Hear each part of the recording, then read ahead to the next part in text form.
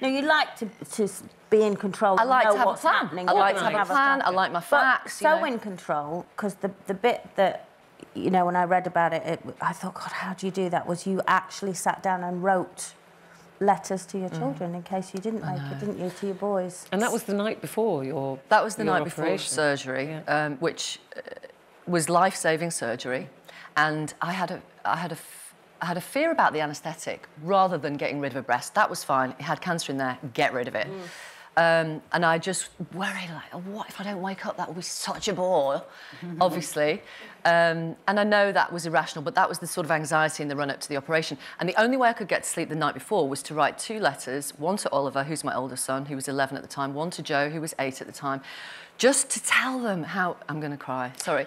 Just to tell them how much I love them and, you know, remind them of sort of funny things they'd done through their life and, you know, remind them a bit about how they were born, because Oliver took ages to come out. Joe was out in 2 hours. You know, they loved those stories.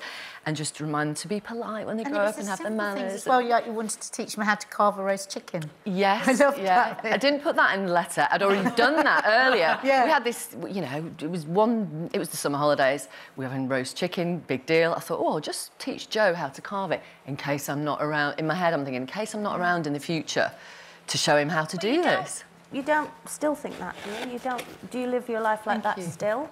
Like, do you do things with them thinking, in case I'm not here? Or... No, I don't. No, I just live my life intensely, intensively. I squeeze the life out of every second of every day. Yeah. And have a... Mostly have a really nice life.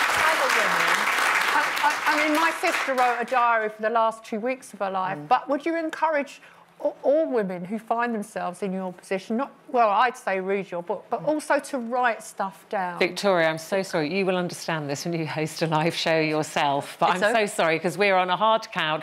Read the book, Dear Cancer, Victoria, Derbyshire. Give it to anybody you know who's going through treatment. Thank you so much. No worries. We'll see you tomorrow.